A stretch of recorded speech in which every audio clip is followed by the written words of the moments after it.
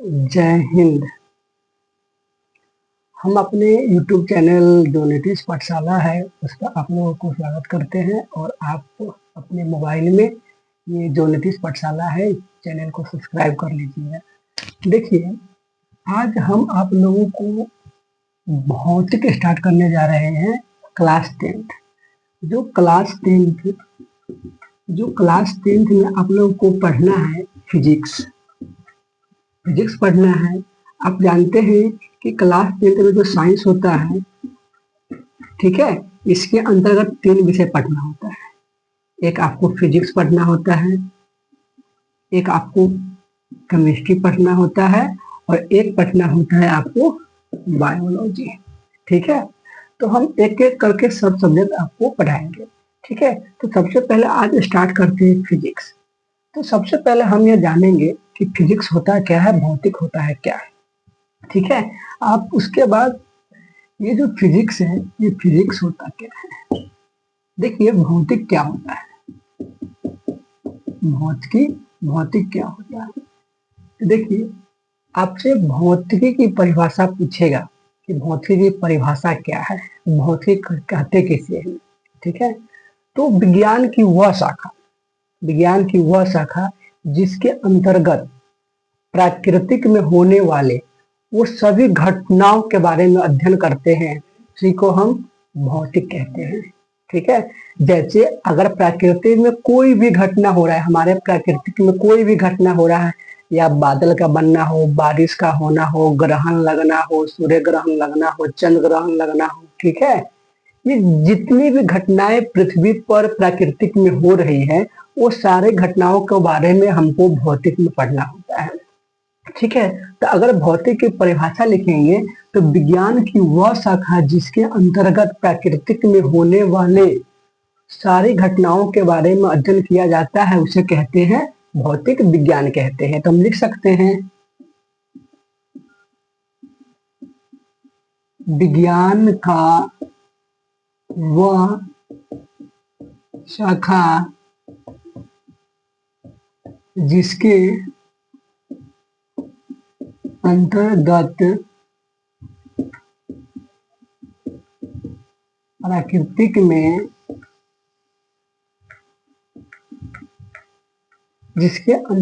प्राकृतिक में होने वाली विज्ञान का वह शाखा जिसके अंतर्गत प्राकृतिक में होने वाली वह सभी प्राकृतिक, देखिए, विज्ञान का वह शाखा जिसके अंतर्गत प्राकृतिक में होने वाली वह सभी प्राकृतिक घटनाओं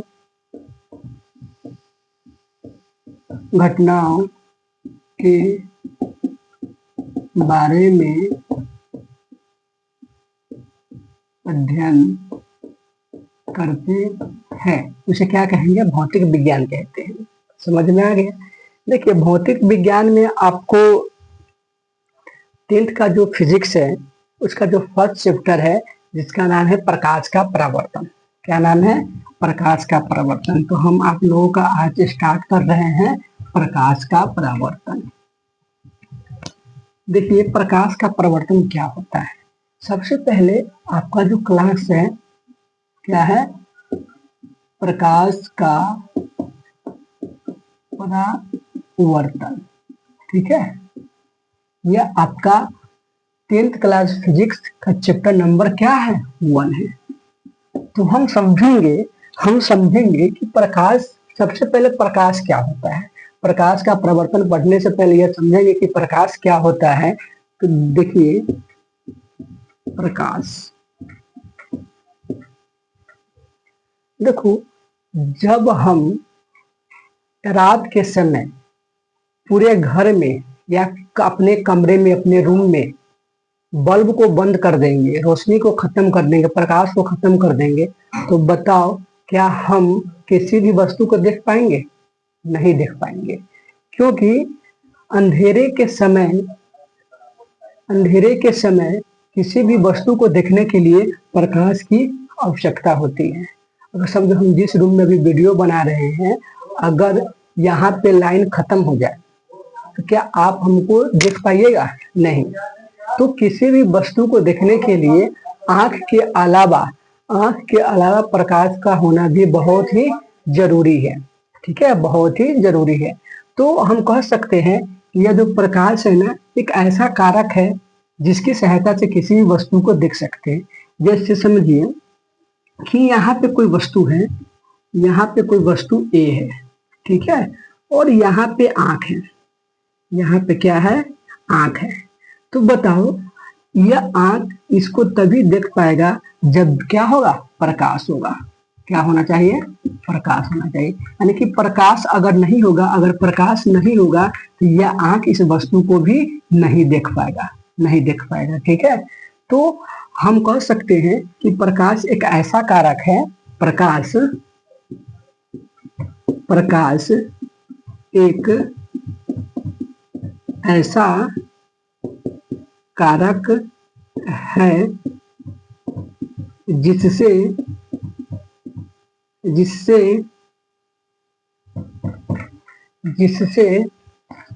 कि प्रकाश एक ऐसा कारक है जिसके सहायता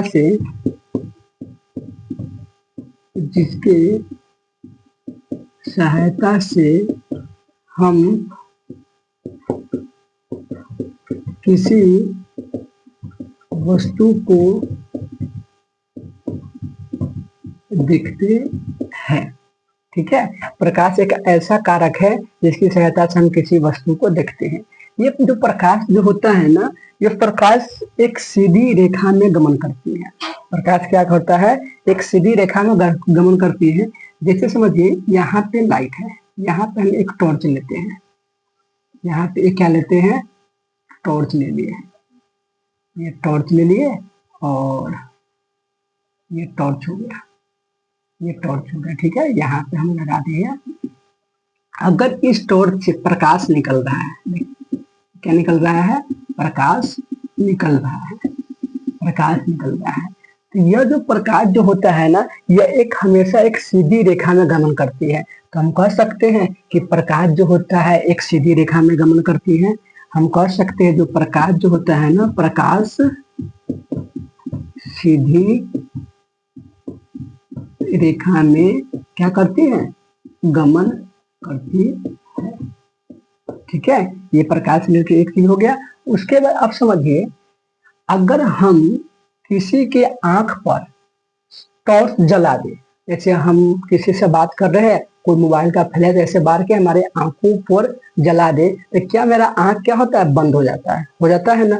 इसका अर्थ क्या हुआ कि प्रकाश एक ऐसी ऊर्जा है जिसका इफेक्ट हमारी आंखों पर पड़ा। तो प्रकाश एक प्रकार की क्या है? ऊर्जा है। प्रकाश क्या है? एक प्रकार की ऊर्जा है। ठीक है, प्रकाश क्या है? एक प्रकार की क्या है? ऊर्जा है। ठीक है, प्रकाश क्या है? एक प्रकार की ऊर्जा है। आप समझिए कि प्रकाश तो सीधी रेखा में गमन करती है, ये तो हम जान गए। लेकिन समझिए कि हमारे पृथ्वी पर क्या है? वायु है, वायु है। लेकिन बहुत ऐसे, जैसे चंद्रमा, जैसे यहाँ पे सन हो गया, अगर यहाँ पे सन हो गया और यहाँ पे क्या है? पृथ्वी है, और पृथ्वी के ऊपर चारों ओर कौन घूमता है? जैसे पृथ्वी के ऊपर चारों ओर कौन घूमता है? यहाँ पृथ्वी के ऊपर चारों ओर कौन घूमता है? पृथ्वी के चारों ओर कौन घूमता है? सूर्य। सॉरी, देखिए ये सूरज है और यहाँ पे क्या है? पृथ्वी है, यानी कि अर्थ है, और इसके चारों ओर घूमता है मून। क्या है? मून। और इस मून पर क्या वायुमंडल है? नहीं है। और जहाँ वायुमंडल नहीं होता है ना, उस जगह को निर्वात कहते हैं। तो क्या बताओ, ये प्रकाश यहाँ पे इस मून पर भी जाएगा? ये मून पर भी पड़ेगा कि नहीं? मून पर भी पड़ेगा। तो हम कह सकते हैं यह जो प्रकाश जो होता है वह निर्वात में भी गमन करता है। यानी कि ये जो प्रकाश जो होता है, यह जो प्रकाश क्या करता है? निर्वात में भी गमन करती है। ठीक है, उसके बाद ये जो सूरज है, ये सूरज का रोशनी पृथ्वी पर आने में, अगर ये सूरज का प्रकाश है, ये पृथ्वी पर आ रहा है। कहाँ पे आ रहा है? पृथ्वी पे आ रहा है। तो सूरज का प्रकाश पृथ्वी तक आने में समय लगता है 8 मिनट 20 सेकेंड। कितना समय लगता है? 8 मिनट 20 सेकेंड समय लगता है। यानी कि जो है आपका सूर्य का प्रकाश पृथ्वी तक आने में 8 मिनट 20 सेकेंड का समय लगता है। ठीक है, तो हम इसमें लिख सकते हैं कि प्रकाश सूर्य का प्रकाश पृथ्वी तक आने में कितना समय लगता है? 8 मिनट 20 सेकेंड लगता है। ठीक है, उसके बाद ये हम कह सकते हैं कि ये जो प्रकाश जो होता है विद्युत चुम्बकीय तरंग भी है। तो प्रकाश क्या है? प्रकाश विद्युत चुंबकीय तरंग भी है। आप सोचते हैं कि सूर्य का प्रकाश पृथ्वी तक आने में 8 मिनट 20 सेकेंड लगता है। कितना मिनट लगता है? 8 मिनट 20 सेकेंड लगता है। आप कहीं कहीं 8 मिनट 16 सेकेंड भी सुने होंगे, लेकिन ऐसे कितना लगता है? 8 मिनट 20 सेकेंड लगता है। ठीक है, अब समझिए कि जब प्रकाश सूरज से पृथ्वी पर आने में 8 मिनट 20 सेकेंड लगता है, तो प्रकाश की कोई चाल होगा। प्रकाश के क्या होगा? कोई चाल होगा, यानी कि इतने स्पीड से प्रकाश क्या होता है? जाता है। तो प्रकाश का जो चाल होता है ना, प्रकाश का जो चाल होता है वो होता है 3 गुने 10 के पावर 8 मीटर प्रति सेकेंड। 3 गुने 10 के पावर 8 मीटर प्रति सेकेंड। अगर आपसे कहेगा कि प्रकाश की चाल जो मीटर प्रति सेकेंड में कितना होता है? 3 गुने 10 के पावर 8। लेकिन यही आपको किलोमीटर में पूछेगा, तो किलोमीटर में क्या, मीटर को किलोमीटर बदलने के लिए क्या करते हैं? यहाँ सीधे आप 3 लाख देख सकते हैं। 1 2 3 5, 3 लाख किलोमीटर प्रति सेकेंड। ये हो जाएगा आपको प्रकाश की चाल। अगर मीटर में पूछेगा तो 3 गुने 10 के पावर 8 मीटर प्रति सेकेंड। वही प्रकाश की चाल जब आपको किलोमीटर में पूछेगा तो 3 लाख किलोमीटर प्रति सेकेंड। इतना समझ में आ गया? अब हम आगे बढ़ते हैं। ठीक है, ये समझ में आ गया। ये सब जो आपका इसका पीडीएफ है ना, हमारे टेलीग्राम पे मिल जाएगा। ठीक है, हमारा टेलीग्राम का नाम है नीतीश सर। आप सर्च कीजिएगा टेलीग्राम पर, ये सब आपका पीडीएफ वहीं से मिल जाएगा। देखिए, आप समझिए, अब टॉपिक आता है आपका प्रकाश स्रोत। प्रकाश स्रोत देख लेते हैं कि वीडियो चल रहा है कि नहीं। ठीक है, बहुत अच्छा से चल रहा है। देखिए, अब आता है आपका प्रकाश स्रोत। आप समझिए कि प्रकाश स्रोत क्या होता है। देखो, प्रकाश स्रोत कहने का अर्थ होता है कि जहां से प्रकाश निकलता है, वह वस्तु जहां से प्रकाश का उत्सर्जन होता है।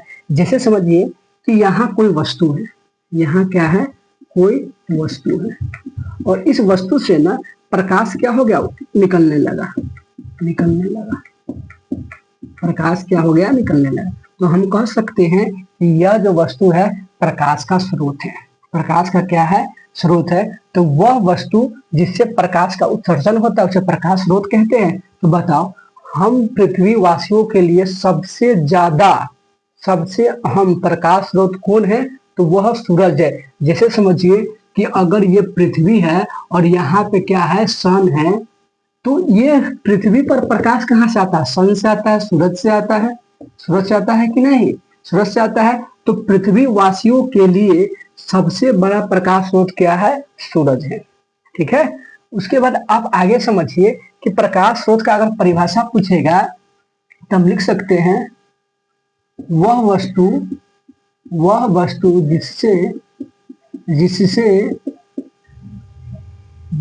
जिससे प्रकाश का उत्सर्जन होता है। जिससे प्रकाश का उत्सर्जन होता है उसे क्या कहेंगे? प्रकाश स्रोत कहेंगे। यह जो प्रकाश स्रोत जो होता है ना, 2 प्रकार का होता है। कितने प्रकार का होता है? 2 प्रकार का है। एक होता है प्राकृतिक स्रोत। क्या होता है? प्राकृतिक स्रोत। ठीक है, और एक होता है मानव निर्मित स्रोत। आप समझिए कि प्रकाश स्रोत समझते गए कि वह वस्तु जिसे प्रकाश निकलता हो, जैसे हम लिख सकते हैं, जैसे लिख सकते हैं कि जलता हुआ बल्ब, जलता हुआ बल्ब, ये भी क्या है, इससे भी प्रकाश निकलता है, ये भी क्या है, आपका प्रकाश स्रोत है। या हम सूरज भी लिख सकते हैं, यानी कि सूर्य भी लिख सकते हैं, तारा भी लिख सकते हैं, ये सब क्या है, प्रकाश का स्रोत है। क्योंकि जलता हुआ बल्ब, अगर हम टॉर्च लेते हैं, अगर टॉर्च को जलाते हैं तो टॉर्च भी क्या हो गया, प्रकाश स्रोत हो गया। तो बताइए प्राकृतिक स्रोत क्या है, वैसा स्रोत जो प्राकृतिक में हो, वैसा स्रोत क्या हो गया। देखिए प्राकृतिक स्रोत का अर्थ क्या हुआ, प्राकृतिक स्रोत के अंदर आता है सूरज, क्या आता है,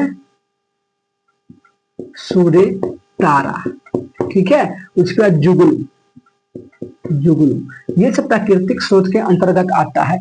जैसे समझिए, क्या सूरज को किसी मानव ने बनाया, नहीं, तारा को किसी मानव ने बनाया, नहीं, जुगनू को किसी मानव ने बनाया, नहीं, ये कैसा स्रोत हो जाएगा, प्राकृतिक स्रोत। प्राकृतिक में पहले से क्या था, मौजूद था। उसके बाद वैसा स्रोत जिसे मानव ने बनाया है, जैसे टॉर्च, टॉर्च को मानव ने बनाया तो टॉर्च क्या हो जाएगा, मानव निर्मित स्रोत हो जाएगा प्रकाश का, ठीक है। उसके बाद आपको होता है लालटेन, लालटेन ने भी किसी मानव ने बनाया, तो लालटेन भी क्या हो जाएगा, प्रकाश का प्राकृतिक स्रोत न होकर क्या हो जाएगा, मानव निर्मित स्रोत होगा, ठीक है। तो वैसा स्रोत जिसे किसी मानव ने नहीं बनाया, जैसे सूर्य हो जाएगा, तारा हो जाएगा और जुगनू हो जाएगा, और वैसा स्रोत जिसे कभी न कभी किसी मानव ने बना चुका है, वो हो जाएगा आपको मानव निर्मित स्रोत, जैसे टॉर्च और लालटेन। इतना समझ में आ गया, आप समझिए, ये हो गया, आप समझिए।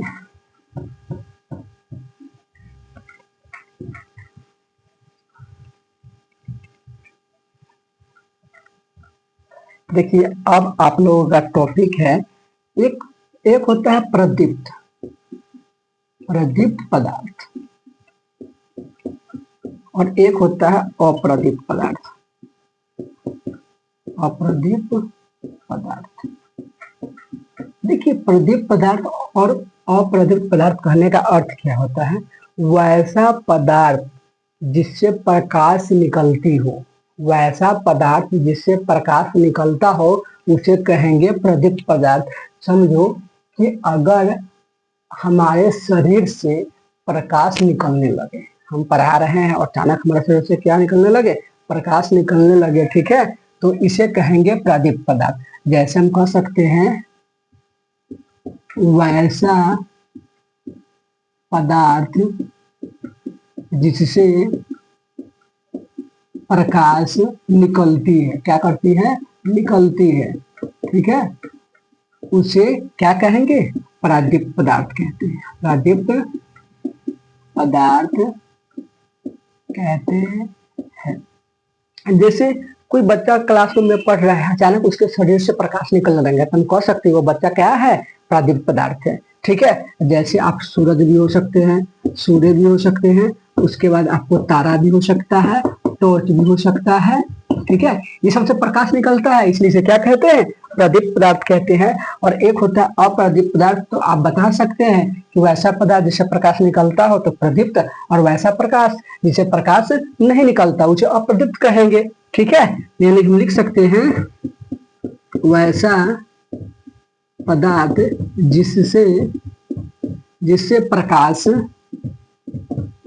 नहीं निकलती है, नहीं निकलती है, उसे क्या कहेंगे, उसे कहेंगे अप्रदीप्त पदार्थ, अप्रदीप्त पदार्थ, ठीक है। जैसे समझिए कि अगर कहेंगे चट्टान, क्या चट्टान से प्रकाश निकलता है, कभी नहीं निकलता है, उसे क्या कहेंगे, अप्रदीप्त पदार्थ। कहेंगे लकड़ी, लकड़ी, क्या लकड़ी से प्रकाश निकलता है, नहीं निकलता, उसे कहेंगे अप्रदीप्त पदार्थ। आप जिस डेस्क बेंच पर पढ़कर कॉलेज में, स्कूल में या कोचिंग में पढ़ते हैं ना, तो उसमें भी क्या होता है, उस बेंच से ही प्रकाश नहीं निकल पाता है, तो वो सब कैसा पदार्थ आता है, प्रदीप्त पदार्थ आता है, मतलब अप्रदीप्त पदार्थ आएगा, ठीक है। तो अप्रदीप्त पदार्थ और प्रदीप्त पदार्थ में समझ में आया, यानी कि जिस पदार्थ से प्रकाश निकलता है उसे कहेंगे प्रदीप्त पदार्थ, और जिस प्रकाश से जिस पदार्थ से प्रकाश नहीं निकलता है उसे कहेंगे अप्रदीप्त पदार्थ। बहुत गर्मी है, पंखा बंद किए हुए हैं क्योंकि पंखा का आवाज कैमरा के सहारे, मतलब ये जो माइक है इसके सहारे मोबाइल में आ जाता है, इसलिए बहुत ही गर्मी बढ़ रहा है। ठीक है, तो आपका फेस पोंछ लेते हैं।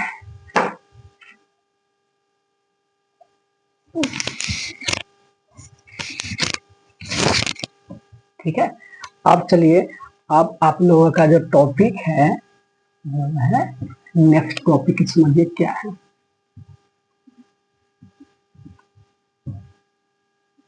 देखिए, समझिए कि यहाँ पे एक हम लेते हैं टॉर्च, एक क्या लेते हैं, टॉर्च लेते हैं। ये कुछ इस प्रकार का टॉर्च होता है हमारे, देखिएगा कुछ इस प्रकार का टॉर्च होता है। आपने कभी मार्केट से लिया होगा, आपके घर में ऐसा टॉर्च होगा। ये टॉर्च होता है, ये बटन होता है, टिपेगा तो बढ़ेगा। ठीक, और यहाँ पे एक बल्ब लगा देते हैं। बल्ब तो बनाने नहीं आता, समझिए कि ये बल्ब है। ठीक है, आप समझिए कि इस टॉर्च से प्रकाश निकलेगा, ये प्रकाश निकल रहा है, ये प्रकाश निकल रहा है, ये क्या निकल रहा है, प्रकाश निकल रहा है। ठीक है, ये प्रकाश निकल रहा है इस टॉर्च से। अगर यह प्रकाश एक यहाँ पे सूक्ष्म कण है, ये क्या है, सूक्ष्म कण, ये क्या है, सूक्ष्म कण। ठीक है, सूक्ष्म कण, ये सूक्ष्म कण जब ये प्रकाश एक सूक्ष्म कण पे पड़ेगा, जब ये प्रकाश ये जो सूक्ष्म कण है इस पर पड़ेगा, तो ये जो सूक्ष्म कण होता है ना, इस प्रकाश के कुछ हिस्से को अपने अंदर क्या कर लेता है, अवशोषित कर लेता है। जैसे इस पर प्रकाश पड़ा तो कुछ प्रकाश के हिस्से को अपने अंदर क्या कर लेता है, अवशोषित कर लेता है, और अवशोषित करने के बाद इसको चारों ओर क्या करता है, फैला देता है। यानी ये जो सूक्ष्म कण है, प्रकाश इस सूक्ष्म कण पे जो प्रकाश पड़ा उसको कुछ हिस्से को अवशोषित कर लेता है, और उसके बाद इस प्रकाश को चारों ओर क्या करता है, फैला देता है। तो इस घटना को क्या कहते हैं, इस घटना को प्रकीर्णन कहते हैं। इस घटना को क्या कहते हैं, इस घटना को परिकीर्णन कहते हैं। क्या कहते हैं, परिकीर्णन कहते हैं। तो आपसे पूछे परिकीर्णन किसे कहते हैं, तो जब सूक्ष्म कण पर, देखिए परिकीर्णन किसे कहते हैं, जब कभी भी सूक्ष्म कण पर प्रकाश पड़ता है तो वो प्रकाश के कुछ हिस्से को, कुछ भाग को अवशोषित कर लेता है, और अवशोषित करने के बाद यह इसको चारों ओर फैला देता है। इसी घटना को क्या कहते हैं, प्रकीर्णन कहते हैं। समझ में आया? तो आपको परिकीर्णन पूछेगा तो आप परिकीर्णन की परिभाषा लिख सकते हैं, तो लिखिए प्रकीर्णन। ठीक है, जब लिखना, जब कभी, जब सूक्ष्म कण पर प्रकाश पड़ता है तो सूक्ष्म कण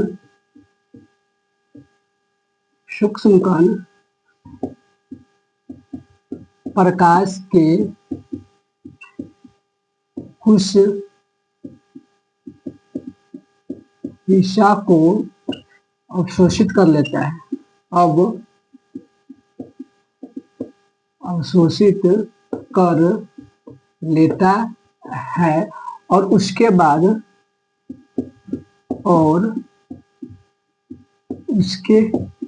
बाद इसके इसको उसके बाद इसके बाद प्रकाश को चारों ओर फैला देता है,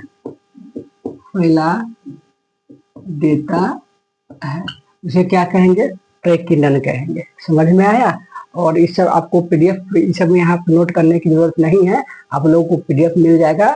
नीतीश सर टेलीग्राम पर सर्च कीजिएगा, आपको पीडीएफ मिल जाएगा। ठीक है, पीडीएफ मिल जाएगा। अब समझिए, इसको मिटा देते हैं।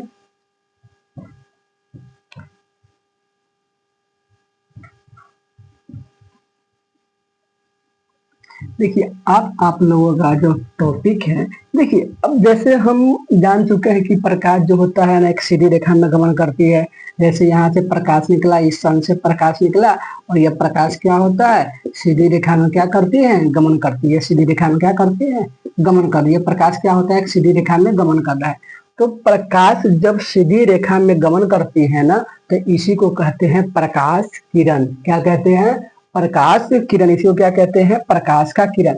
जैसे आपसे पूछेगा प्रकाश का किरण किसे कहते हैं, किरण किसे कहते हैं, किसे कहते हैं।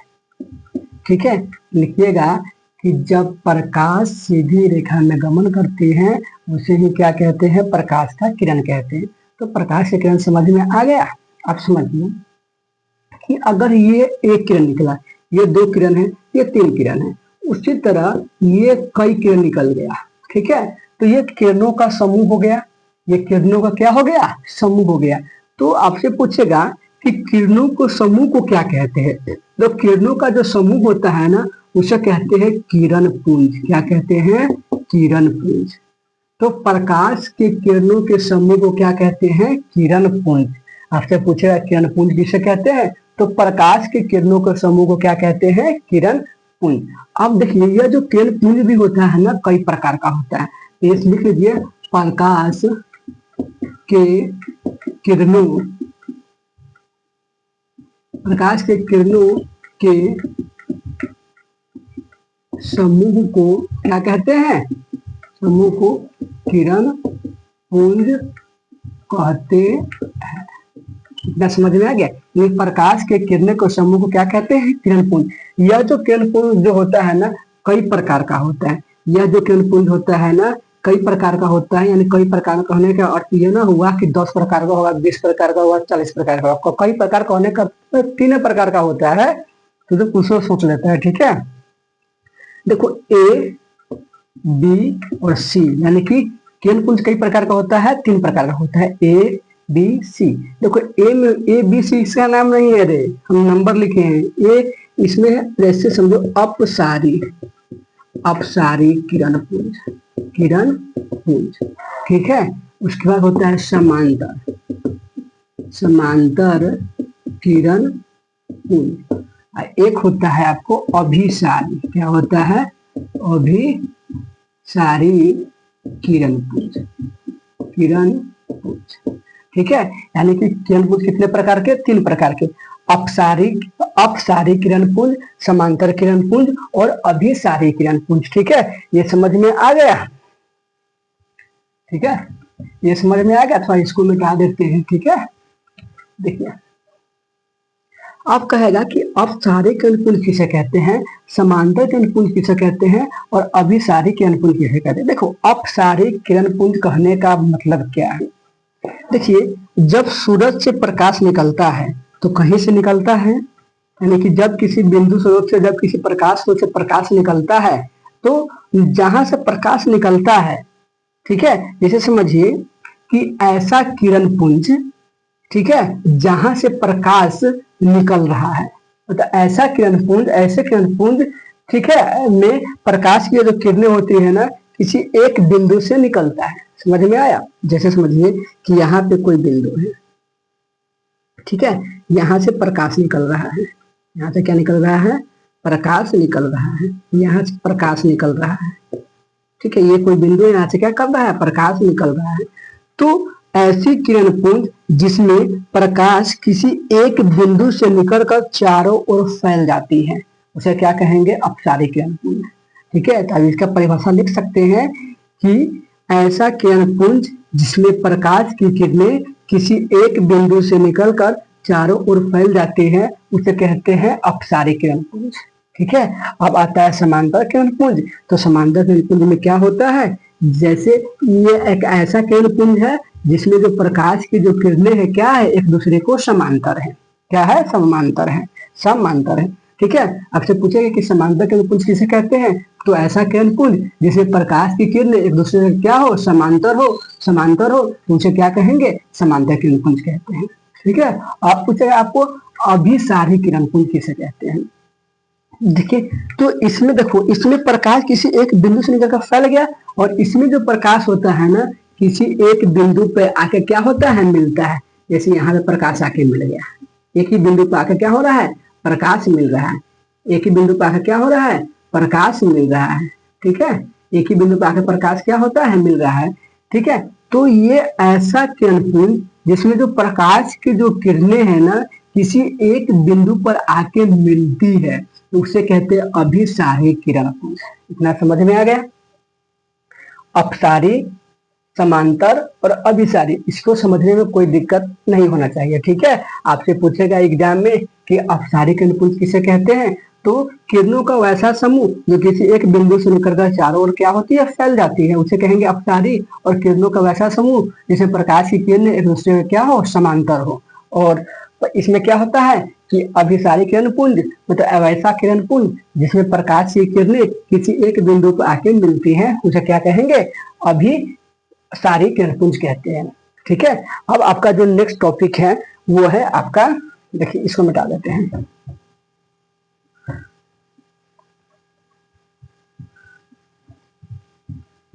इस सब का पीडीएफ आपको मिल जाएगा हमारे टेलीग्राम चैनल पे, जिसका नाम है नीतीश सर। ठीक है, आप समझिए। देखिए, हम अभी बताए हैं कि प्रकाश गमन करती है सरल रेखा में, गमन करती है, बता चुके हैं। ठीक है, देखिए कुछ पदार्थ होता है जिस पदार्थ से प्रकाश क्या होता है, वो निकलता है, गुजरता है। ठीक है,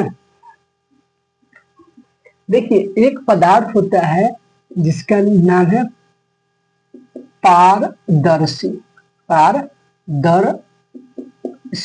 पदार्थ, पारदर्शी पदार्थ। और एक होता है अपारदर्शी, अपारदर्शी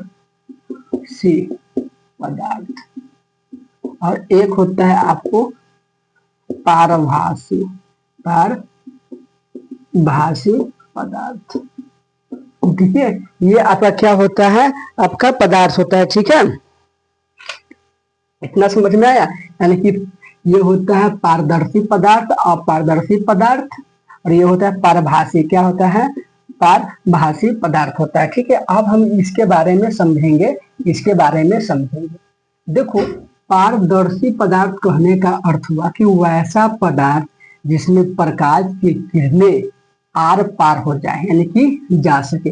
जैसे समझिए कि यहाँ पे कोई पदार्थ है, यहाँ पे कोई पदार्थ है। ठीक है, और इस पदार्थ से होकर अगर हम प्रकाश की किरण को भेजना चाहे, अगर हम देखना चाहते हैं कि ये पदार्थ से प्रकाश की किरण जा पाता है कि नहीं, प्रकाश की किरण को जा पाता है कि नहीं, तो देखो हम देख रहे हैं कि इस पदार्थ से होकर प्रकाश की किरण क्या हो गया, आर पार हो गया। तो वैसा पदार्थ जिससे होकर प्रकाश की किरण आसानी से आर पार हो जाए, उसे क्या कहेंगे, पारदर्शी पदार्थ कहेंगे। ठीक है, जैसे हम लिख सकते हैं, जैसे हवा, हवा में क्या करता है, हवा एक ऐसा पदार्थ है जिसमें प्रकाश की किरण क्या होता है, आसानी से गुजरता है, उसे क्या कहेंगे, पारदर्शी पदार्थ। समझ में आ गया। उसके बाद आप देखिएगा कि अपारदर्शी, इसका जस्ट उल्टा, मतलब वैसा पदार्थ जिससे होकर प्रकाश पार नहीं कर पाते, जिससे मतलब वैसा पदार्थ, यह एक ऐसा पदार्थ है जिस अगर इससे हम प्रकाश को चाहे गुजारने को हम देखना चाहते हैं कि इससे प्रकाश जाता है कि नहीं, जैसे ही इसके पास प्रकाश आया तो इस प्रकाश को ये जाने नहीं दिया। ठीक है, तो उसे क्या कहेंगे, अपारदर्शी पदार्थ। मतलब वैसा पदार्थ जिससे होकर प्रकाश नहीं गुजर सकता है, यानी कि वैसा पदार्थ जिससे प्रकाश का गुजरना संभव नहीं है, तो वैसे पदार्थ को क्या कहेंगे, अपारदर्शी पदार्थ। जैसे हम कोई भी पत्थर, किसी भी, जैसे में क्या हो जाएगा, कोई भी पत्थर हो जाएगा, चट्टान हो जाएगा। ठीक है, पत्थर हो गया, चट्टान हो गया और ईंट हो जाएगा। इस सबसे प्रकाश आर पार नहीं होता। आप देखते हुए कि आप अपने दीवाल के पीछे लाइट बारिए, तो क्या वो लाइट आपके दीवाल के अंदर घर में आएगा, नहीं आएगा, क्योंकि वो दीवार ईंटों का बना है, सीमेंटों का बना होता है, जिससे प्रकाश क्या होता है, पार नहीं कर पाता है। तो वैसे पदार्थ को क्या कहते हैं, अपारदर्शी कहते हैं। अब आइए पारभासी पदार्थ। देखिए पारभासी पदार्थ का अर्थ होता है ना जिसे तनी तनी प्रकाश जाए। जैसे कोई पदार्थ लिए, ये कोई पदार्थ लिए, यहाँ पे हम प्रकाश को भेजे, यहाँ पे प्रकाश को भेजे, ठीक है, यहाँ पे क्या भेजे, प्रकाश को भेजे। लेकिन इसमें से इतना प्रकाश गया, लेकिन इसमें से एक ही प्रकाश के कारण क्या हुआ, जा सका। तो हम कह सकते हैं कि वैसा पदार्थ जिसमें प्रकाश के कुछ हिस्से ही क्या कर सकता है, गमन कर सकता है। पूरा प्रकाश गमन नहीं करेगा कि हम इतना लाइट बारे पूरा लाइट चल जाए, ठीक है। आपने देखा होगा कि पारभासी पदार्थ में तनी तनी प्रकाश ज्यादा, तनी तनी, जिसे क्या कहते हैं, पारभासी पदार्थ कहते हैं। तो आपका ये भी क्या हो गया, खत्म हुआ, ठीक है। अब आपका नेक्स्ट टॉपिक, अब हम लोग आते हैं प्रकाश का परावर्तन। आप लोगों का टॉपिक है प्रकाश का परावर्तन। देखिए आप लोगों का टॉपिक है प्रकाश का परावर्तन, ठीक है। देख लेते वीडियो चल रहा है या नहीं, ठीक ठाक चल रहा है, ठीक है। देखिए प्रकाश का परावर्तन, सबसे पहले प्रकाश का परावर्तन आपसे एग्जाम में सबसे पहले पूछेगा कि प्रकाश का परावर्तन किसे कहते हैं, ठीक है। आप समझिए कि यहाँ पे रोड है, देखो दो एग्जाम्पल सुनिए, फिर समझिए कि प्रकाश का परावर्तन कहने का अर्थ हुआ जब प्रकाश किसी भी चीज से टकराकर वापस आ जाता है तो हम कहते हैं प्रकाश का परावर्तन। जैसे अगर यहाँ पे कोई दर्पण है, कोई समतल दर्पण है, कोई चिकनी कांच है, ठीक है, यहाँ पे कोई चिकनी कांच है या समतल दर्पण है, ठीक है। अगर यहाँ से प्रकाश गया, यहाँ से प्रकाश गया, यहाँ से क्या हो रहा है, प्रकाश गया, और प्रकाश इस समतल दर्पण से, इस समतल दर्पण से क्या होता है, टकराकर लौट गया। तो इसी घटना को लौटना, इसी घटना को क्या कहते हैं, प्रकाश का परावर्तन। अब समझिए